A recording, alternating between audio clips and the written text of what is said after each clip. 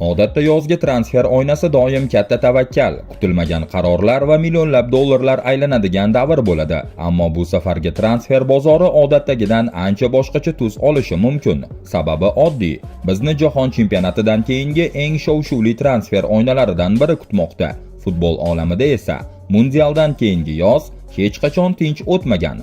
Bilasiz, jahon chempionatidagi atigi bitta yorqin o'yin ham futbolchining narxini osmonga chiqarib yuborishi mumkin. Kechagina oddiy transfer nomzodi bo'lib turgan futbolchi birdaniga gigant klublarning asosiy maqsadiga aylanadi. Yoki aksincha, katta umid bilan qaralayotgan yulduzning omadsiz turniri esa klub rahbariyatini barcha rejalarni qayta ko'rib chiqishga majbur qiladi. Eng qizig'i esa, hozir hech qachon ketmaydi deb o'ylayotgan futbolchilarimiz ham yoz oxiriga borib butunlay boshqa formada maydonga tushayotgan bo'lishi mumkin. Chunki zamonaviy futbolda sadoqatdan ko'ra moliya, yosh, taktika va loyiha muhimroq bo'lib qoldi. Mana shu videoda biz yozgi transfer oynasida kutilmaganda jamoasini tark etishi mumkin bo'lgan 10 nafar mashhur futbolchi haqida gaplashamiz. Ayrimlari moliyaviy muammolar sabab ketishi mumkin, boshqalari esa murabbiy bilan kelisha olmayapti. Video davomida sizni eng kutilmagan transfer ssenariylari, insider xabarlar va katta ehtimol bilan futbol olamini larzaga keltiradigan qarorlar kutmoqda. Shuning uchun videoni oxirigacha albatta tomosha qiling. Agar futbol va transferlar olamidagi eng so'nggi yangiliklarni o'tkazib yuborishni istamasangiz, hoziroq like bosib kanalga obuna bo'ling. Izohlarda esa sizningcha qaysi yulduz bu yoz eng shov-shuvli transferni amalga oshirishi mumkinligini yozib qoldiring. Anthony Michael Gordon.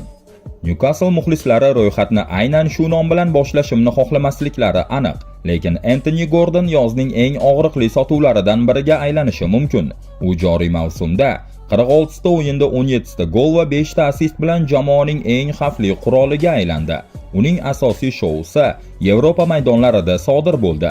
Gordon Chempionlar Ligasi doirasida Karabaoga qarshi safardagi 6-1 hisobidagi g'alabada birinchi taymning o'zidayoq 4 ta gol urib barchani hayratda qoldirdi. Bu shunday o'yinki, undan keyin grand klublar skaut yuborishni to'xtatib, to'g'ridan-to'g'ri qo'ng'iroq qilishga o'tdilar. Asosiy da'vogar Bavariya. Myunchenliklar u bilan jiddiy qiziqmoqda. Shuningdek, Barselona varianti ham yo'q emas. Jahon chempionatidan keyin Gordonning narxi yo koinotga chiqib ketadi yoki Newcastle uchun tarkibni qayta qurish yo'lidagi eng yaxshi moliyaviy imkoniyatga aylanadi. Uni o'yini qovushmagani uchun emas, balki tarkibdagi eng qimmatli aktiv bo'lgani uchun ham qo'yib yuborishlari mumkin. Enzo Jeremias Fernandes. Bu biroz g'alati eshitilishi mumkin, chunki Enzo Fernandes Chelseaning transfer mashinasidagi navbatdagi ism emas, balki jamoaning uzoq yillik o'zagi bo'lishi kerak edi. Biroq uning raqamlari buni e'tiborsiz qoldirishga yo'l qo'ymayapti. 46 ta o'yinda 12 ta gol va 6 ta assist. Bu ko'rsatkich bilan u Chelseada samaradorlik bo'yicha faqat Joao Pedrodan keyin turibdi. Yarim himoyachi uchun bu juda jiddiy natija. Hozir hamma diqqat bilan kuzatayotgan xaridor Real Madrid. To'g'ri, Chelsea uzoq muddatli shartnoma bilan o'zini himoya qilib qo'ygan. Shuning uchun Enzoni sotib olish arzonga tushmaydi. Ammo jahon chempionatidan keyin qirollik klubi markazda yangi dispetcherga ehtiyoj sezsa, Enzo Fernandes aynan ular hal qilishni yaxshi ko'radigan o'sha qimmat va sifatli muammodir. Rafael Alexandre Conceição-Leão. Milanda Rafael Leao har doim jamoa uning atrofida qurilishi kerak bo'lgan markaziy figura sifatida ko'rilardi. Ammo bu yozga kelib, o'sha ishonch avvalgidek mustahkam emas. To'g'ri, u hali ham natija ko'rsatmoqda. Seriyada uning hisobida 9 ta gol bor va uning eng yorqin o'yini Fiorentinaga qarshi kechdi. O'shanda uning dubli Milanga 2-1 hisobidagi g'alabani taqdim etgan edi. Bu haqiqiy Leaoning benefisi bo'ldi. Tezlik, kuch, kerakli vaqtda kerakli joyda bo'lish. U hatto eng tartibsiz mavsumda ham o'yin taqdirini bir o'zi hal qila olishini yana bir bor eslatib qo'ydi. Hozirda uning uchun asosiy da'vogar sifatida Manchester United tilga olinmoqda. Shuningdek, Barselona bilan ham aloqalar borligi haqida gap-so'zlar yuribdi. Italiyadagi manbalarga ko'ra, Milan endi uni mutlaqo sotilmas futbolchi deb hisoblamayapti va jiddiy taklif hamma narsani o'zgartirib yuborishi mumkin. Jahon chempionatidan keyin Leaoning vaziyati yanada qaltislashadi. Agar u mundialda yonib o'ynasa, Milan astronomik summa talab qiladi. Agar aksincha bo'lsa, Premier Liga klublari uni arzonroq qo'lga kiritish imkoniyati tug'ilganini darrov payqab qolishadi. Alisson Ramzes Becker. Yillar davomida u Liverpool uchun har qanday tartibsizlik va xavfni bartaraf eta oladigan haqiqiy qutqaruvchi bo'lib keldi. Hatto bu mavsumda jamoaning o'yini biroz chayqalib turgan bo'lsa-da, Alissonning statistikasi nima uchun grantlar unga xaridor ekanini isbotlab turibdi. 8 ta quruq o'yin va bor yo'g'i 23 ta o'tkazib yuborilgan gol. Uni yetarlicha himoya qila olmagan himoya chizig'ini hisobga olsak, bu haqiqiy elita darajadagi ko'rsatkichdir. Uning yaqin o'tmishdagi eng shedevr o'yini PSJga qarshi kechdi. O'shanda Alisson mehmondagi 1-0 hisobidagi g'alabada ketma-ket seyflar ijro etib, buni hayotidagi eng yaxshi oqshomlardan biri deb atagandi. Bu o'yin u hali ham eng yuqori cho'qqida ekanini ko'rsatdi. Bunday mahorat esa skautlarning e'tiboridan chetda qolmaydi. Xabarlarga ko'ra, Juventus Alissonni o'zining birinchi raqamli nishoniga aylantirgan va aynan shu omil transferni jiddiylashtirmoqda. To'g'ri, Liverpool u bilan shartnomani 2027-yilgacha uzaytirgan. Ular shoshilmayapti. Ammo Juve katta pul bilan kelsa, bu Liverpool uchun bir davrning yakunlanishi haqidagi og'ir qarorga aylanishi mumkin. Gonzalo Matias Ramos. Gonzalo Ramos bilan bog'liq vaziyat biroz g'alati. U gol urishdan to'xtamayapti, lekin baribir PSJda o'zini xotirjam his qila olmayapti. Bu mavsumda u doimiy ravishda asosiy 9lik sifatida maydonga tushmagan bo'lsa-da, jamoasi uchun 13 ta gol va 1 ta assist qayd etdi. Mana shu holat boshqa klublarni hushyor torttirmoqda. To'xtang, nega bu yigitcha sotuvga qo'yilishi mumkin? Uning eng yorqin o'yini Montpellierga qarshi kechdi. O'shanda Ramos PSJning 4-1 hisobidagi g'alabasini hat-trick bilan bezagan edi. Avvaliga haqiqiy snayperlarga xos gol, keyin penalti va yakunda to'sin ostiga yo'llangan dahshatli zarba. O'sha kuni Ramos shunchaki zaxira hujumchisi emas, balki killer darajasidagi hujumchi ekanini ham eslatib qo'ydi. Ayni damda Barselona unga jiddiy qiziqish bildirmoqda. Ayniqsa Lewandowskidan keyingi davr uchun Julian Alvarez kabi asosiy nishonlarni qo'lga kirita olmasa, Ramos ayni muddao. Shuningdek, Chelsea variantlari ham yo'q emas. PSG esa bir necha mavsumdan beri asosiy tarkibda o'z o'rnini topishga qiynalayotgan hujumchini qo'yib yuborishga tayyorlik tuyulmoqda. Sandro Tonali Newcastle shunchaki osongina o'rnini to'ldira oladigan oddiy yarim himoyachi emas. U joriy mavsumda jamoaning haqiqiy dvigateliga aylandi va 46 ta o'yinda 3 ta gol hamda 7 ta assistni ham o'z hisobiga yozdirib qo'ydi. Asosiy vazifasi nazorat, duellar, to'pni oldinga olib chiqish va raqibga o'yin bermaslik bo'lgan tayanch yarim himoyachisi uchun bu juda yuqori samaradorlikdir. Uning eng dahshatli o'yini Angliya Kubogi doirasidagi Aston Villaga qarshi bahsda kuzatildi. Tonali dubl qayd etib, Newcastle-ni deyarli bir o'zi keyingi bosqichga olib chiqdi. Aynan mana shunday o'yinlar grand klublarni u har qanday bosim ostida markazni boshqara olishiga ishontiradi. Markazni butunlay yangilashga muhtoj bo'lgan Manchester United allaqachon u bilan jiddiy bog'langan. Shuningdek, Juventus uni kuzatishda davom etmoqda. Hatto Manchester City skautlari ham uni o'z radariga olgani haqida xabarlar bor. To'g'ri, Newcastle uni olib qolishni istaydi, ammo bu yozda moliyaviy muvozanatni saqlash uchun kimnidir qurbon qilishga majbur bo'ladilar. Aynan shu nuqtada sotish yoki sotmaslik o'yini boshlanadi. Eduardo Selmi Camavinga.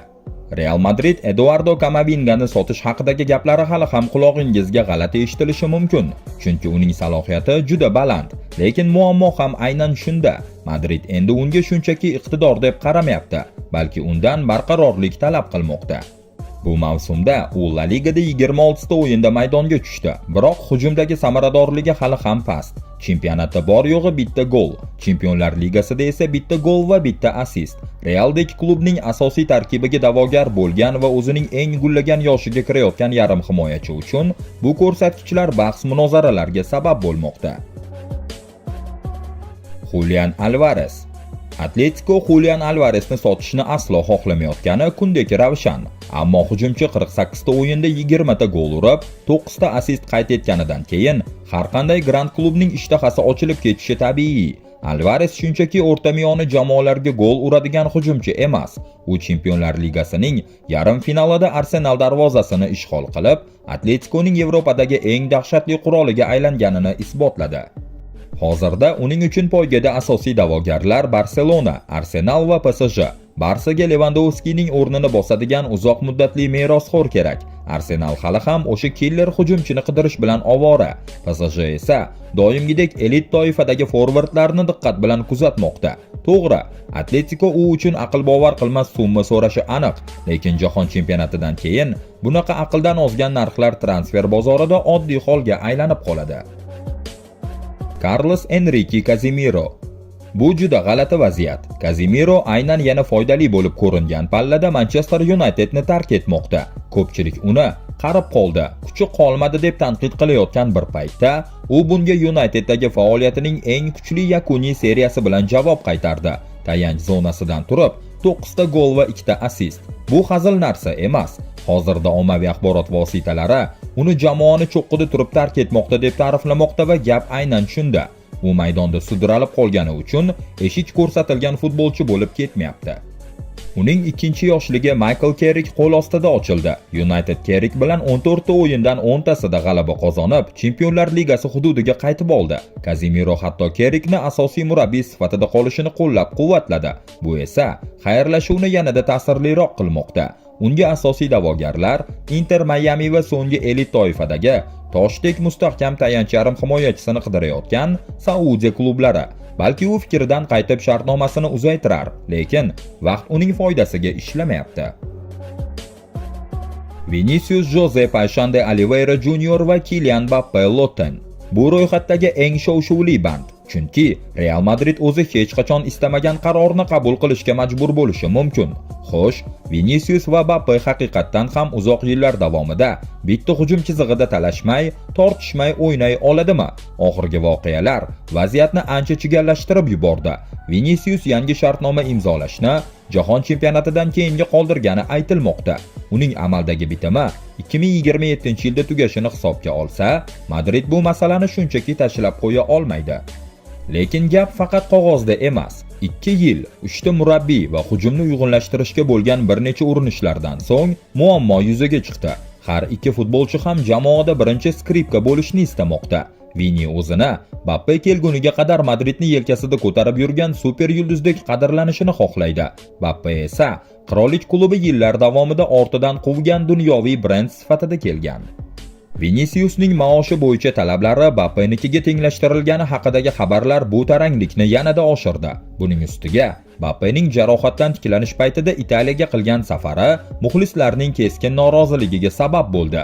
Hatto ish muxlislarning uni sotishni talab qilib petitsiya yozishgacha yetib bordi. Arbeloa esa matbuot anjumanida uni to'liq himoya qilmadi.